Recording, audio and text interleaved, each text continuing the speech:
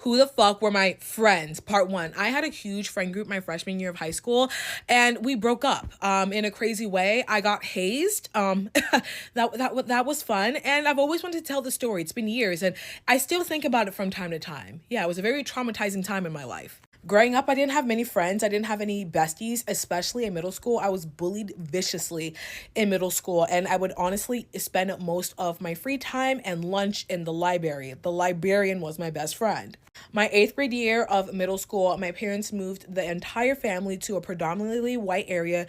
Big new house, huge neighborhood. I'm talking multiple entrances. The neighborhood is bigger now. I don't live there anymore. But at the time when I was living there, they were starting to build the 4th entrance. There were 3 entrances into the neighborhood. It was huge. Big new school, really nice school. And I was just excited to start my new life because I wanted a new group of friends. I needed a new scenery. I was tired of being alone all the time. I was sick and tired of being bullied. I was in that very awkward in-between stage of life. And I saw this move as an opportunity. So comes my first day of school, I get to the bus stop. I realize that I'm one of the only Black kids at the bus stop. And when I get on the bus, I'm one of the only few Black kids at the bus. Like I said, it's a predominantly white area. So in my school, I was part of like a handful of Black students that were the only Black kids in the school for like the first 1 to 2 years of, just me living in that area. Later on, more Black kids and more people of color started moving down to my old area.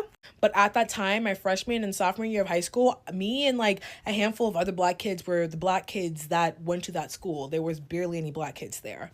But going back to my first day of school, I noticed I'm one of the only Black kids at the bus stop. I get on the bus and I sit next to the first Black girl that I see. We're going to name her Samantha. We start chatting a little bit. She also recently moved to the neighborhood. We started talking about how we're like one of the few Black kids and we're kind of excited to see each other. What I thought was solidarity talk, not knowing should become one of my fucking biggest ops while I was at that school. I go through school the entire day. I'm going through classes. I honestly feel like a black dot in a sea of milk. Like, it was so awkward, like, my first few weeks at that new school, because even though I went to a pretty diverse elementary school, my middle school was majority Black. It was mostly Black kids. So it was a bit of like a culture shock.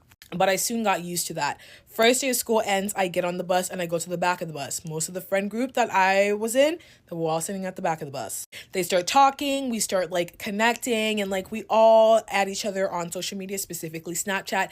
And we had a Snapchat group name that was our neighborhood name and fam. So purposes of privacy, I'm just going to call it Winslow fam. That was the group chat name. There was at least 10 people in our friend group. It was a mixture of boys and girls. People were in a higher grade, people in a lower grade. That's just how it was. At least 5 people that were in the friend group got off at my stop, and I got really close to them, especially with this guy. I'm going to call him Weasley because he was in a grade higher than me. And on top of that, I thought he was cute. I had a crush on him. And our houses were close to each other, so we would walk down and like just talk. That motherfucker, though, turned on my ass. Just let me get there. So that would be my routine. We'll talk, we'll snap each other, we'll talk in these group chats, we'll go to each other's houses, basically getting really comfortable with each other. In the neighborhood, in that friend group, in the neighborhood, there were 4 main Black kids that were in that friend group, which was myself, Samantha, we're going to call this kid Leviathan, and his sister Elizabeth. Elizabeth and Leviathan lived on the second pickup. Like I said, there were 3 entrances, so 3 times that the bus had to stop in my neighborhood to pick up kids. They lived at the second stop. They were one of the Black kids that were living in the neighborhood for the longest at the time, and they were one of the first people who, started this little friend group and everything. So especially Elizabeth, I'd go to her and I'd talk to her and would snap each other. I thought I was getting close with her. Thoughts. Especially when it comes to Elizabeth, because I really thought she was my friend, because like I said, growing up in school, like especially middle school, I was bullied. I was always in the library. I was a big reader.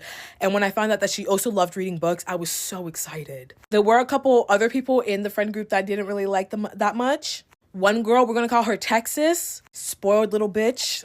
Let me watch my mouth. Spoiled little individual, okay? She had a uncle that had money, and let's just say she was spoiled a lot, and honestly she was a fake friend to my best friend. And we're gonna call my best friend that was also in the friend group that I'm still best friends with to this day, we're just gonna call her, what do I call her without giving her away? We're gonna call her Mary. Another girl that I really didn't like in the friend group, we're gonna call her Lorax. She becomes a big problem later on. We have the Bama twins, two people that snuck their way into the group that no one really liked, but kept on sitting with us, a lot older than us, and kept on starting problems. We're just gonna call them the Bama twins. Let's just say Clark Kent, a little white boy that was very fucking messy.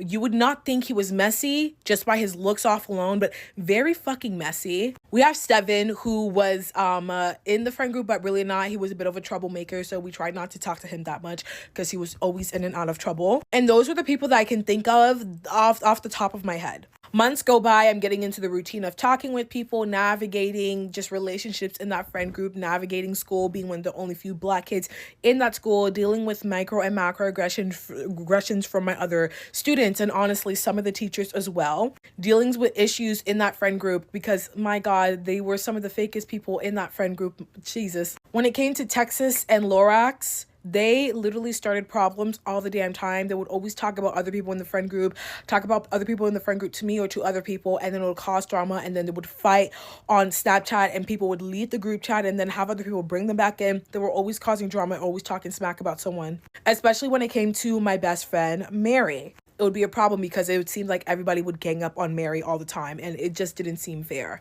When it comes to Samantha, like I said, she became my biggest freaking biggest fucking hater. Thought we were going to be great friends. Like I said, first Black kid that I sat next to the bus, first Black kid that I saw try to latch onto her.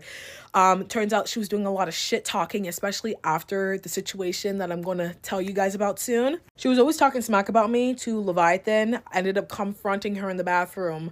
I would say about 2 to 3 months after, I think a year after that situation that I'm about to tell you about, because that hazing situation I'm gonna have to break down. It might even be in part 2 because it's a long story. But like I said, I'm navigating my friendships with these people, navigating being one of the only few Black kids in the school, dealing with many dramas here and there, people arguing, people fighting. I would say the people that I thought I was closest to in that friend group would be Weasley. Like I said, I had a little bit of a crush on him, and like he lives close with me. Marie. And what did I call her? Elizabeth, because she also liked reading, so much so that I lended her my copy of Red Queen by Victoria Aveyard. If you're a book reader and you grew up reading books, especially in the 2010s, you know exactly what book I'm talking about. I thought we were close. There was also a lot of anti-Black issues when it came to the Black kids in the friend group. Like I said, I went to a predominantly white school and did deal with microaggressions all the time, but it also seemed like the Black kids in the friend group allowed things to slide, allowed racial jokes to pass, would get mad at me when I would say that white kids shouldn't be saying the N-word.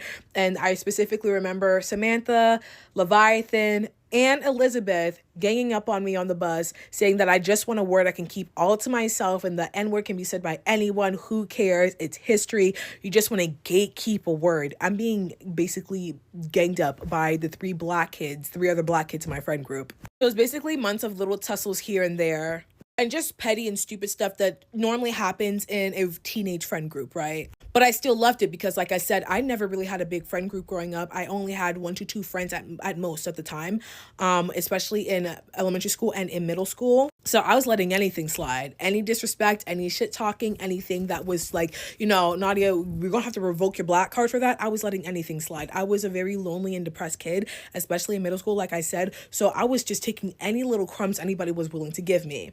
But here comes the problem. I would say about like 4 to 5 months after, me starting the new school year, one of the Black kids, Leviathan, pops the question, Nadia, what would you do if we pushed you into who the fuck were my friends? Part 2. Okay, we're going to get into the hazing in this part. If you're stumbling across this video, go back and watch part 1. I would also like to mention, I forgot one kid in this friend group. We're going to call him Christian. He was also someone who was in the friend group and basically one of the other guys that were in my grade. So as I left off, Leviathan asked me, Nadia, how would you feel if we pushed you into a bush? Mind you, he asked me that question when we were sitting at the back of the bus and we were going home, and it was a rainy day that day. I asked him, why would you ask that question? That's a really weird thing to ask somebody. I'm not sure. Everybody, like our friends that were sitting in the back, were just like staring and being all weird and cryptic around me when he asked that question. And he's just trying to brush it off like, never mind, it was just a joke, we were just talking. I'm just like, okay, whatever. A couple months go by, I would say like a month or two goes by, and in that time I'm getting even closer with Elizabeth. I even lent her a copy of The Red Queen by Victoria Aveyard, which was one of my favorite books I was reading at the time, and I really wanted her to read it. Then the fateful day comes where I was sitting at the back of the bus and we were going home. And like I said, there are 3 stops in the neighborhood. Mine was the first stop in the morning. Elizabeth and Leviathan stop. The other half of the kids, where they get off, theirs is the second stop in the morning. But coming back from school, theirs is the first stop. And then my stop is the second stop. So it's reverse. I had a really good day that day. The vibes were really great on the bus that day. No one was arguing. There was no weird stuff that was going on. Nobody was arguing. Everybody was on the bus that day. No one had practice. No one had cheer. No one had soccer after school. Everybody was on the bus, because some days all of us wouldn't be on the bus because some of the people in the friend group had extracurricular activities like cheer, like I said, soccer, football, etc. Especially since it was fresh, fall semester. So they were basically doing football practice and starting off for like the football season. Some of the kids in our friend group were in varsity football. They were really good. Everybody's on the bus. Like I said, everybody's on the bus. The vibes are vibing. We kind of get close to the stop and they all turn around, and I think Ron was the first one that asked me. It was either Ron or Leviathan that asked me, hey, Nadia, come to get off the first stop. Like, we all just want to walk home together. I've never done that before because, like I said, the neighborhood was huge, and their side of the neighborhood is about 25 to a 30-minute walk from my side of the neighborhood. It was a long walk and I was new to the neighborhood and I didn't want to get lost. I'm saying, no, I don't want to do that. I kind of just want to go home. I'm tired. Weasley decides to say, it's okay, we'll just walk home together. Mind you, he lives close to me and normally I walk home with him. We talk and everything on the way home. So I'm like, okay, if Weasley's getting off, that's fine. So my dumb ass gets off the bus. And I had a bad feeling, but I ignored it. And this is why you should never ignore your intuition. We start walking. We're walking. We passed the bus stop. We're walking. We're passing houses. They're pointing out whose house is that. I'm like, who lives in that big ass house? Who lives there? Who lives there? And Elizabeth comes and like she puts her arm around me, just like really tight, like just really grabs me. She's like, hi, Nadia. Next thing I know, I get shoved so hard into this bush. I don't know who shoved me. To this day, I don't know who shoved me first. Yes, I got shoved twice. First time it went down, I was so shocked because everything went down. I had an Android phone at the time. It fell. The battery came out. The screen cracked. I literally scratched up. Like, I was like fucked when I got home. Like, I looked fucked up when I got home. I was also in that kind of in-between phase of like skinnying out and also still having a bunch of baby fat, so like my clothes were fitting weird on me. So like my top was lifting up, like I felt like my underwear was out, like I looked fucking crazy. And of course they were recording. And then fucking Lorax, with her stupid dumb ass, decides that she wants to be funny. Mind you, already didn't like the girl, and she decides to come and push me again. But this time I was ready. I literally got up, I chased her down and punched her in the back of the head. What I really wanted to do was really beat her ass. Like like I feel like God whispered in my ear in that moment, like, don't do it, Nadia. Don't do it. I'm upset. I'm crying. I'm like, what the fuck? Like, I'm itchy. I have scratches. I break out in hives when I get home. Literally, shit was in my eye. My eye was blurry. Like, phone screen cracked. Like, hair a mess. Just itchy. Having reaction. It was so bad. Everybody starts yelling, why would you hit Lorax? Why would you hit Lorax, Nadia? Why would you hit her? Why would you hit her? That, oh my God, it was just a joke. It was just a joke. They pushed me into these like hedges. You know those thick hedges that like kind of frame the walkways? They're not too tall, but they're not small either. That's the shit that they pushed me into. Thick ass hedges that were close to the road. I'm crying, like I said. I'm basically having a freak out moment because I'm just like, I thought these people were my friends. Why would they do this to me? Like, my phone screen is cracked. I look crazy. Like, what is going on here? I refused to walk back with them. My dad was home that day, and I was able to pop my Android battery back in my phone. I call my dad. I'm like, can you please come pick me up? I mean, he's like getting mad at me. He's like, why are you even on that side of the neighborhood anyway? You're supposed to come straight home. Like, what are you doing? He picks me up. I tell my mom what happened. I'm crying. I'm upset. I had to go take a shower. Literally, my eye was like fucking blurry. There was shit in my eye. scratched up, had to put Neurosporin and everything, literally breaking out in hives. And my mom is literally upset. She doesn't know if she wants to be upset at me for like getting off at that stop. Cause like I said, in previous video, my parents are African. They're kind of strict. So like, they were very weird about it. I don't know. Maybe they wouldn't react in a way that your parents would probably react to this situation, but they were more so pissed at me for getting off at that stop. My mom's freaking out because she thinks it's another case of bullying. Like I said, I went through vicious bullying in middle school, and like she would get calls about it all the time, and she thought it was another situation. So she basically calls the school and calls the principal and everything. And I'm upset. Like I'm like on social media trying to like unfollow people, and I go on the Winslow fam group chat on Snapchat, and they're just talking shit about me. Nadia's such a fake bitch. They're calling out parents, because as soon as I called the school went and started calling the people their parents, like I think that afternoon or that morning. So it was either that afternoon or that morning, I forget when I checked the Winslow group chat, was when I saw they were just talking mad shit. Holy shit. Funny enough, before I even checked the Winslow group chat on Snapchat, when I first opened Snapchat, I got a message from Leviathan. He was saying, "I'm sorry, what's happening? They're talking about you in the group chat." And I'm freaking out because like, why are they talking about me? Like, what the fuck? Like, what did I do? I'm not the one who got pushed here. My bad. I'm not the one who freaking assaulted anyone else in the group here. Why am I the one being talked about right now? I opened the group chat. They're talking shit about me, saying I was such a fake bitch, and they're calling their parents. It's down to third. And Clark Kent, the little fucking messy white boy, like I said, very fucking messy. He took a photo, I think a screenshot of this book, How to Lose All Your Friends, and scratched out my name, scratched out the author's name and put by Nadia Ajakum. To this day, I still remember that, because it's just like, you bitches fucking assaulted me. You guys hazed me, recorded it, laughed and everything. And then you're saying how to lose all my friends. Are you crazy? I don't even want to think about that too hard. Next day I go to school, they call me into the office, they're calling a whole bunch of people into the office, they're putting people in detention. They don't put fucking Lorix's ass in detention. Lorix, for some reason, somehow, even though she was the one who pushed me the second time, they don't put her in detention. They put Leviathan and Elizabeth in detention with me. I get detention, even though I was the one who was assaulted. I know. Lorix's parents are trying to talk to my parents, trying to talk it out. Mind you, her and her parents, they're some really fucking shady people, even to this day.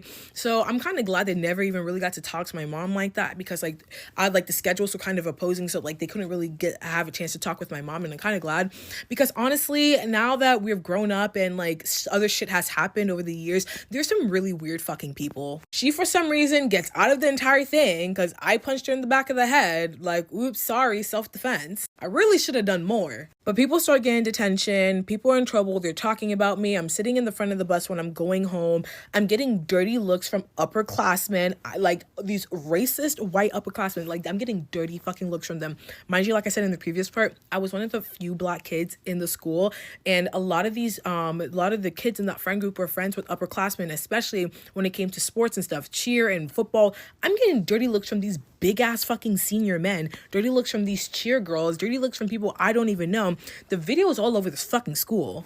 My friends that were like, you know, quote unquote acquaintances that I ended up becoming really close with during the rest of the years in high school, they have seen the video and they're on my fucking side. Of course. The principal threatens to call the police on Elizabeth because, like I said previously, I lended her a copy of The Red Queen. I'm like, I want my fucking book back, okay? I give you my book, and if you're a book person, we don't lend out our shit.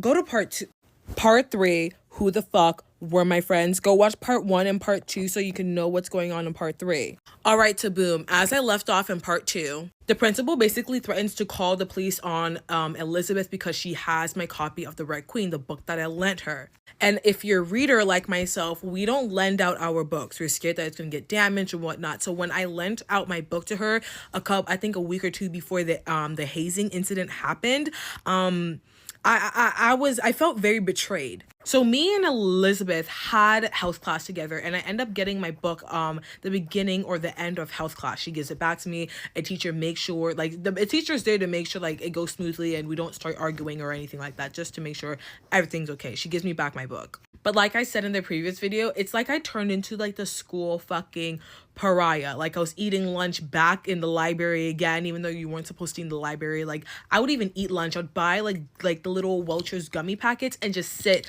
there for weeks just eating up there because like I had no friends again. I was getting dirty looks from people that I didn't know. All of these basically men, like I said, people on the varsity football team were giving me dirty looks. People on the cheer team were giving me looks. People that I don't even know were giving me looks. Acting like I was the crazy one. I'm the violent ghetto black girl because I punched poor Lorax in the back of the head, even though she assaulted me. Everyone was so concerned about Lorax, like, oh my God. Like, and mind you, I never got an apology from that girl to this day.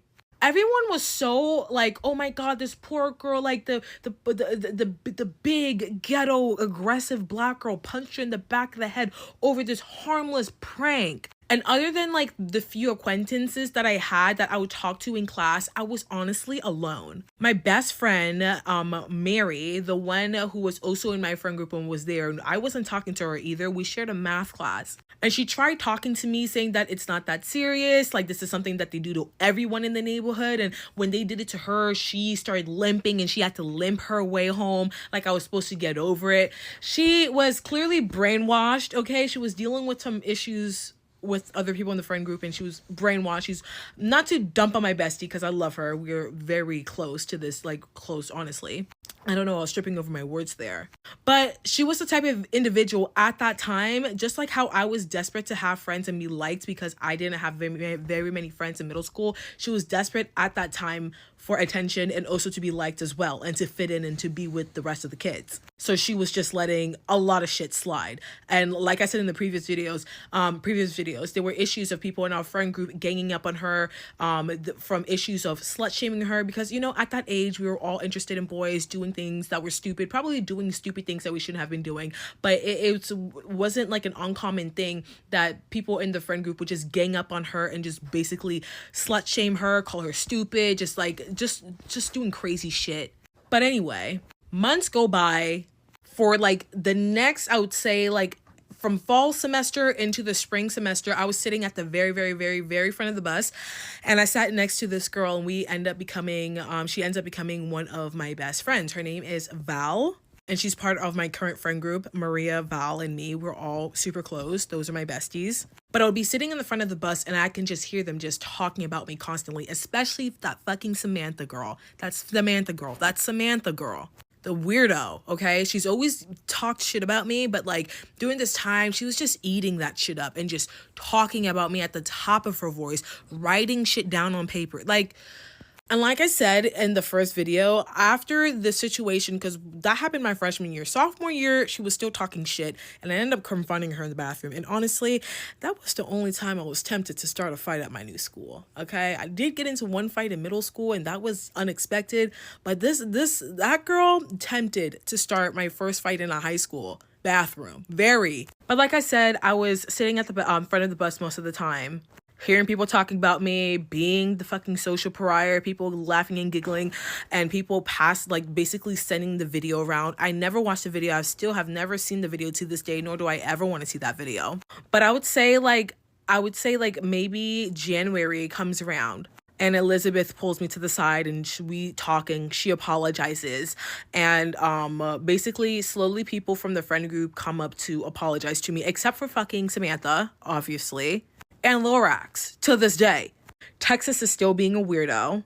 And let me not forget, Texas, when this first happened, when I would be sitting at the front of the bus, when it freshly happened, they freshly hazed me, she would yell at the top of her fucking lungs at the back of the bus saying that her uncle, I don't know, fucking Flipper the fish, I don't care, would sue me and my family for everything I'm worth if I ever put my hands on her. She's bringing that ghetto black stuff up to where they are. They don't do that kind of behavior here. Mind you, she has a lot of family issues and she has a half black sister.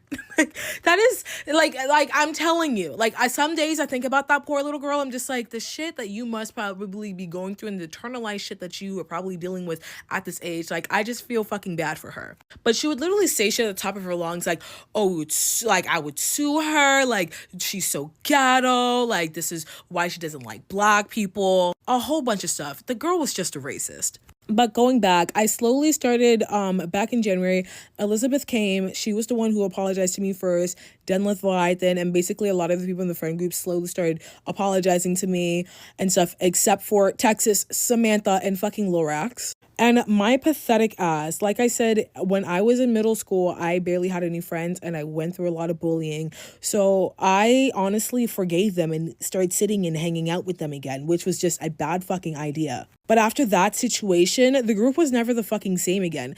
People were kind of like, fighting about the situation, about why are you hanging out with her? Why don't you want to apologize? It came a very weird kind of vibe. And it honestly just wasn't the same after that. Spring semester comes and goes, the summer comes and goes. I'm hanging out with some of the people in that friend group, specifically Mary, and we become really close after my freshman year. And like I said, she's now my best friend. And a lot of people don't talk with each other, and a lot of people were fighting. I honestly like to think I blew that shit up. It's like, you guys fucked with me and now I fucked up the entire group you guys had going on for the past 3 years. Like, you should have never messed with me. That's just how I like to think about it to make myself feel better. Mary and Texas used to be very close. They are no longer friends, which isn't surprising. Texas was a bad friend to Mary, a racist, a bad friend, and just all over, just a weird individual. Don't know where she is right now in life and really don't care. Lorax, like I said, she never really apologized, but I remember vividly at the time, like, she liked to pretend like that situation never happened. Like, she would try to talk with me and like try to hold conversations with me, but in like a way like, oh, that situation never happened, that she never pushed me, I never punched her. It was very weird. And I'm the type of person, when something happens, if you do something weird with me, I can't be friends with you, especially if we can't talk about it. And even if we do talk about it, I'm like just the type of person, it's just like, you're weird to me once, we can't talk. Obviously not to the point where I clearly didn't stop hanging out with the group, because honestly I was pathetic and desperate at that time. But I still had that semblance of like, you pushed me and you embarrassed me and you really hurt my feelings, and you're trying to brush over it, and we never, talked about it, and you never apologized.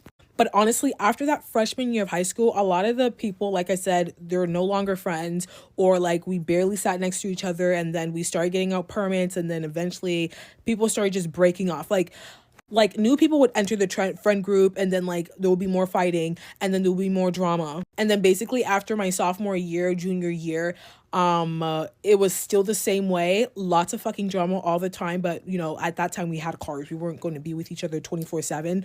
And then COVID hit. And I spent my junior and senior year during like quarantine. So graduated. Never saw those people again. Except for Mary, of course. The one thing that always bothered me about the situation was just how the adults reacted. It was just like, I understand, even though it doesn't make sense, why the kids would, be like that towards me. Why people were siding with the neighborhood kids, why people were, making me this pariah. But what I never understood was, because a lot of the parents of the kids in the friend group, they saw the video, they watched the video, and they labeled me as the problem.